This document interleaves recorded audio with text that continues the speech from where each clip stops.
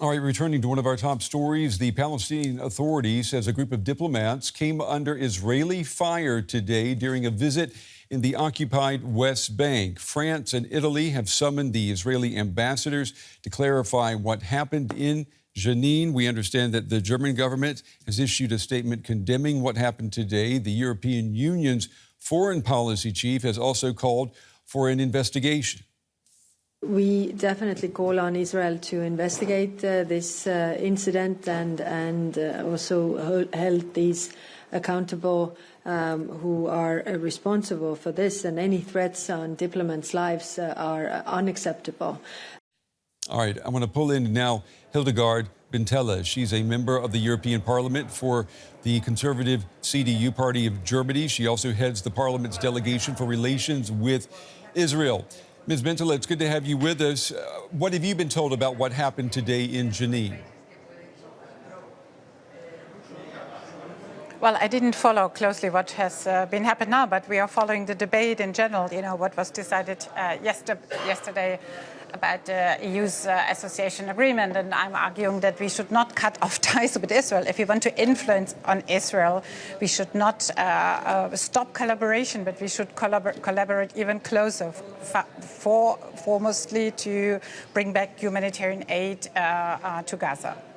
Within the European Union, there have long been differences between countries that support the Israeli government. There are countries that are more critical. Germany has been steadfast in its support.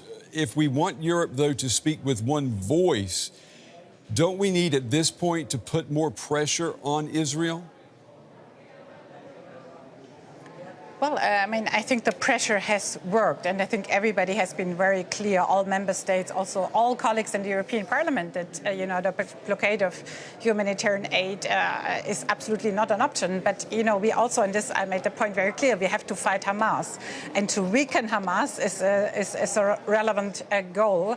And also we have to put an eye if aid has been diverted. So I support that the Israeli government is now taking back control and also tries to establish mechanism which would guarantee that the aid really reaches those in real need. Are you satisfied with the reaction that you're getting from Israel, that's coming from Germany, that's coming from the European Union, this pressure for Israel to bring aid into the Gaza Strip?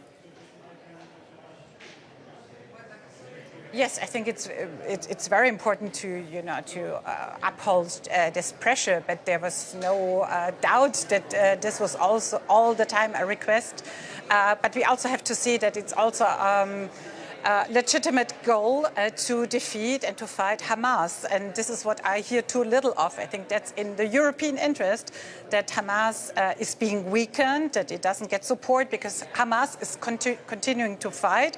Only recently, one of the leaders has been killed. So there is still ongoing military action also from Hamas side, and still hostages are being kept. So the moment Hamas stops fighting, the moment hostages are being released, the whole war will be over. So it's on both sides, not just on Israel, to talk about the strategy and about the actions.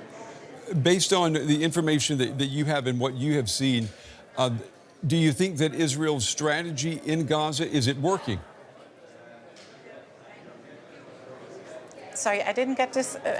It's very loud. Could you please repeat the question? Do you think that Israel's strategy in Gaza is working? Well, I think there's only, there is no other strategy, because to defeat Hamas is the goal, and to do it step by step and to do it thoroughly, also by deploying soldiers on the ground. Because you have tunnels, they're hiding in civil institutions and hospitals and so on. So, there is no other option if you want to cleanse, the Gaza Strip from Hamas, you have to go step by step. But what we, of course, ask for, that we have safe spaces spaces for the civilian population. And this is a big problem that this was not created because there's a lack of communication between the IDF and the NGOs and the civilian population. We need these safe spaces.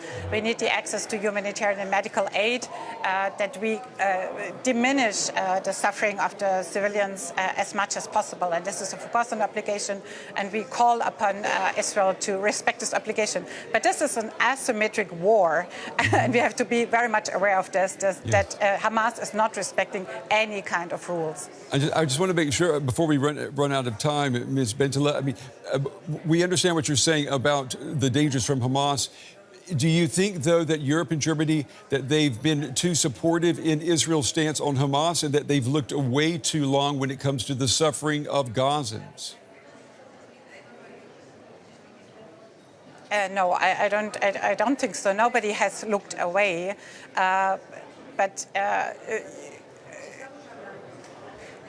there are also allegations, that humanitarian aid has been diverted, and that is strengthening Hamas. And if you want to have a short action, when you really want to defeat Hamas, you have to weaken it as much as possible. And I think safeguards need to be taken. This is for sure. And there's a lack of communication. I think this has to be rebuilt. Okay. But in general, I think we all have an interest that Israel is successful in its strategy to defeat Hamas. And it's up to them to decide, because we cannot give lessons from outside how to defeat Hamas successfully. Hildegard Bentele, a member of the European Parliament, we appreciate your time this afternoon. Thank you. And with me is Jürgen Hardt, the foreign policy spokesman of Friedrich Merz's Conservative CDU party. Mr. Hardt, the European Union wants to revisit the association agreement with Israel. Germany is against it. Why does it not share those concerns of other EU states? I think it's good to wait until Israel make true what their proposal is concerning the humanitarian aid for Gaza. We have the information from the Israeli government that they want to continue to send humanitarian aid into Gaza, which was not in the last 2 months, and which was a real concern we had in Germany.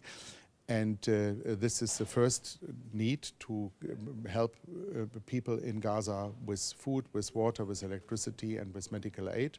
I think we should stimulate and should encourage Israeli government now to continue in that way. And the position of the European Union and of Germany on our assessment of the situation and of the Israeli behavior depends very much on that point. Now, you have Doctors Without Borders saying that humanitarian assistance that is planned to go in is simply not on the scale needed. You even have the president of the Central Council of Jews here in Germany calling for more humanitarian assistance to go in. And Volker Türk, the UN Human Rights Commissioner, is warning that there could be a policy that amounts to ethnic cleansing. Where's the red line for Germany? When would Germany lose its patience with Israel over the humanitarian situation in Gaza?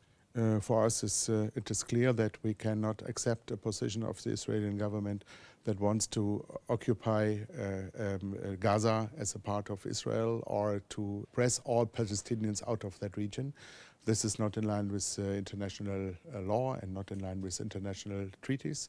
And therefore, I asked the Israeli government clearly to make clear that this is not the plan of the Israeli government. And I think if we should continue our support, when we should continue our support for Israel in its politics in Gaza, we need to have a plan of Israel, what should be the future of Gaza. We are able and willing to support politically, but also economically, every positive development in that region. But unfortunately, for me, personal, it's not clear what the plan of Israel for Gaza is, and therefore it's very difficult for me to support. Now, there's a great level of continuity amongst German governments in relation to Israel, the so-called Staatsräson, the underpinning a policy principle of protecting Jewish life. Friedrich Merz has repeated that. Where does the policy towards Israel where is it different from the former government of Olaf Scholz? What is the different take in also resolving this conflict also towards the two-state solution that Germany's continuously stood for? I think the difference in politics between that government and the government before is that we probably are more capable to reach a European consensus on some questions concerning the Near East, Middle East conflict, and also that we have good relations to Israeli politicians that allows us to talk to them behind closed doors and maybe to influence them better and more than instead of blaming them then on the international arena. I think looking to the situation of Israel, we have to be aware that Israel is under pressure concerning its right of existence. Looking to the situation after the 7th of October 23, it was a situation where parts of the state of Israel were not able, that Israeli people were not able to live in parts of the state in the north of Israel due to the attacks of Hezbollah. It was too dangerous. Cities need to be evacuated, and the same is around Gaza.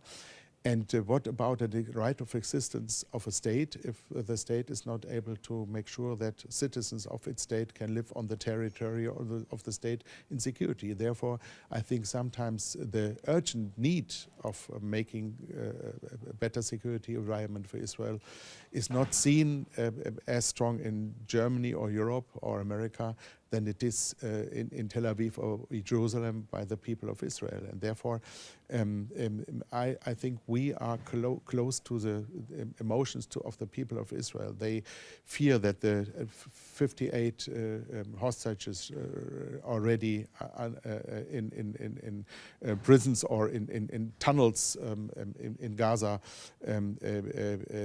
under very crucial situation, that they needs to be released. And there's for me also too few discussion on that Hamas is able to stop the fighting against Israel and with that changing the humanitarian situation in Gaza immediately.